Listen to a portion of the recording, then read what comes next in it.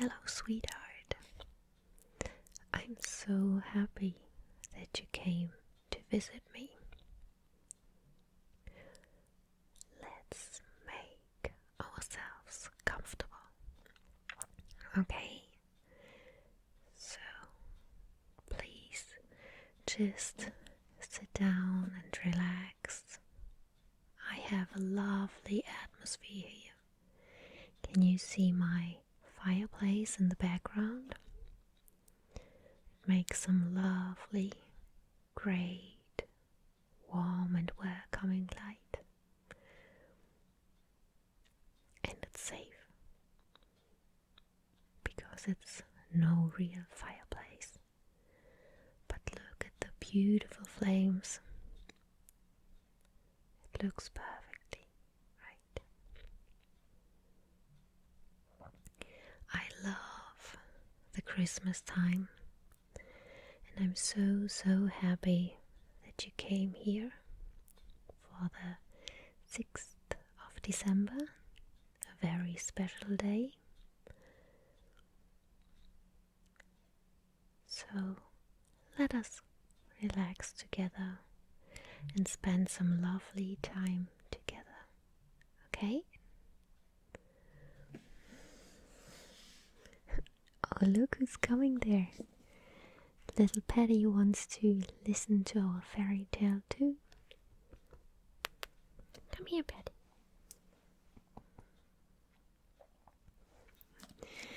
She's unsure whether to climb up or not.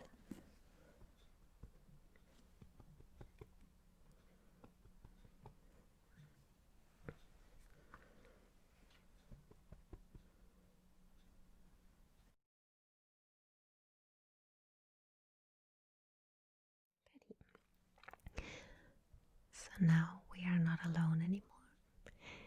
Little Patty is making herself comfortable on my legs.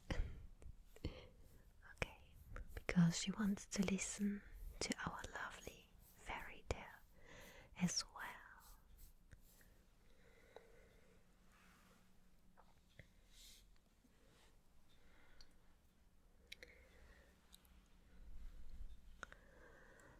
Look what I have here for you.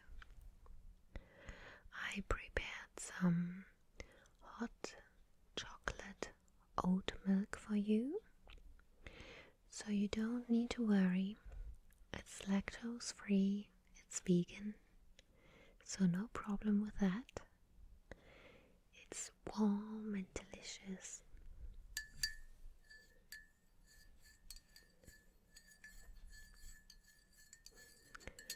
And it has the perfect temperature to drink. Wanna try it?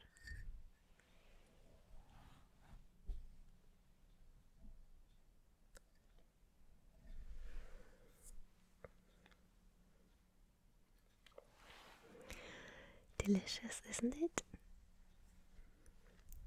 Okay, so let us begin with a story of Rumpelstiltskin.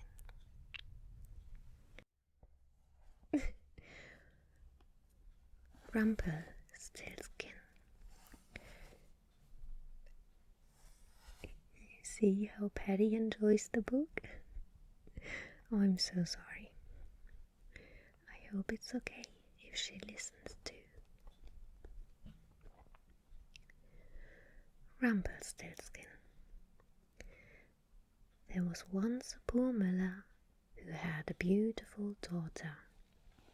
One day he happened to fall into conversation with the king, and in order to impress him, he said, "You know, your majesty, I have a daughter who can spin straw into gold."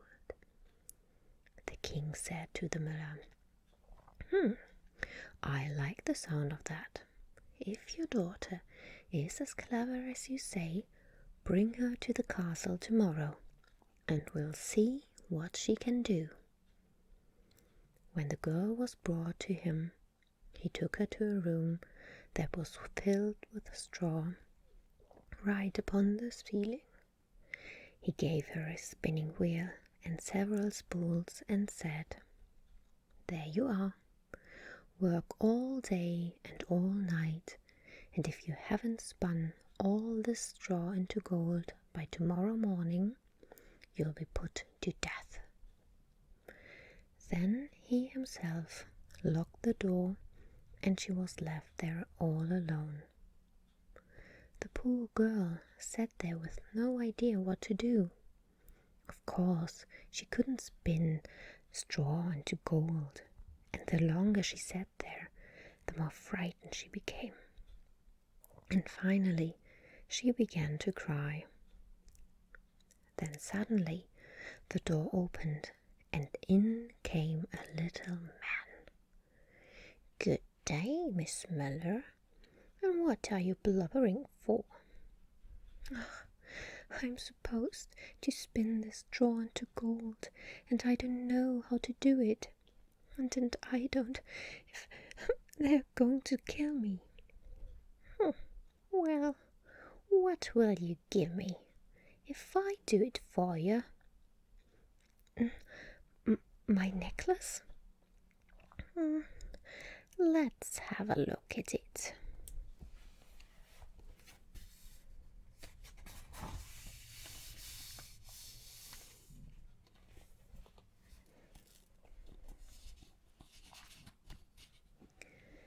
He peered at the necklace and nodded and put it in his pocket. And then he sat down at the spinning wheel. He set to work so fast she could hardly see his hands. Whir, whir, whir went the wheel, and the first spool was full. He put another one on, and whir, whir, whir, and that one was full too. It went on like that till morning, and then all the straw was spun, and all the spools were filled with gold. Then the little man left without another word. At sunrise, the king came and unlocked the door. At sunrise, the king came and unlocked the door. He was pleased to see all that gold, and a bit surprised too that the miller's daughter had managed to do it. But it wasn't enough for him, so he took her to another room, even larger, that was filled with straw like the first one. "Spin all this in one night, or lose your life," he said, and locked the door. Once again, the poor girl began to cry, and once again the door opened, and there was the little man. "What will you give me if I spin all this into gold for you?" "The ring from my finger." Let's have a look at it." He squinted at it and put it in his pocket. Then he began to spin. The wheel went whir, whir, whir all night long, and by morning all the straw was turned into gold. The king was even more delighted, but he still hadn't got enough gold. He took the miller's daughter to an even larger room, filled with straw like the others, and said, "Spin this into gold, and I'll make you my wife." He was thinking, "She's only a miller's daughter, but I'll never find a richer wife in all the world." When the girl was alone, the little man opened the door a third time. "What will you give me?" "I've got nothing left." "Then you've got to promise me that when you're a queen, you'll give me your first child." Well, who can tell what will happen in the future, she thought, and she promised the little man what he asked for. He set to work, and by the morning all the straw had been spun into gold. When the king saw it, he kept his promise, and the miller's lovely daughter became the queen. A year later, she brought a beautiful child into the world. She'd put the little man out of her mind, but all of a sudden, there he was. "Now, you must give me what you promised," he said. "Oh no, no, please, anything but that. I give you all the wealth in the kingdom." "What would I want that for when I can spin gold from straw?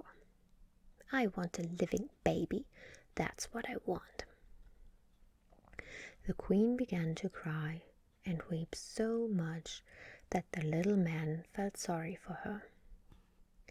All right, I'll give you 3 days, he said. You find out what my name is in 3 days, and you can keep your child." The queen sat up all night, trying to remember every name she'd ever heard. She sent a messenger into the town to ask for any unusual names and wrote down everything he came back with. When the little man returned, she began. "Is it Casper?" "No, that's not my name." "Is it Melchior?" "No, that's not my name." "Is it Balthasar?" "No, that's not my name." She went on through all the names the messenger brought back, and each time the little man said, "No, that's not my name." The second day she sent the messenger out into the country. There must be some strange names out there, she thought, and there were. When the little man came back, she tried them out.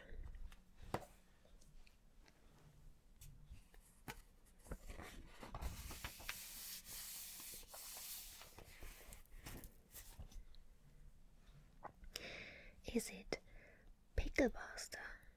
"No, that's not my name." "Is it Hanky Dank?" "Oh, no, that's not my name." "Is it McMusterpluster?" But he always answered, "No, no, no, that's not my name." She was getting desperate. On the 3rd day, though, the messenger came back with a strange tale. "I haven't heard any more names of the sort I found yesterday, Your Majesty. But when I was near the top of the mountain in the thickest part of the forest, I saw a little house. There was a fire burning in front of it, and a little man, you should have seen him, he looked absurd, was dancing about in front of it, hopping on one leg and singing out, 'One more day and then she'll see the royal child belongs to me. Water, earth and air and flame, Rumpelstiltskin is my name.' Well, you can imagine how pleased the queen was to hear that. When the little man came in, he was rubbing his hands together and hopping with glee and saying, 'Now, me lady, what's my name, huh? Is it Tom? No, that's not my name. Is it Dick? No, that's not my name. Oh, is it, let me see, Harry? No, that's not my name. Well, I wonder if it could be Rumpelstiltskin? The devil told you that. The devil told you that. The little man yelled, and in his fury he stamped his right foot so hard that he drove it into the ground, right up to his waist. Then he took hold of his left foot with both hands and tore himself in two.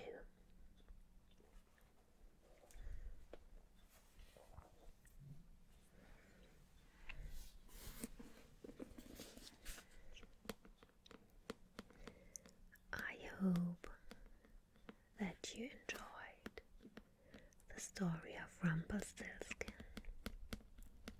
I know it's a horrible ending, but the good thing is that the queen could keep her little baby, and I hope that they will live happily ever after.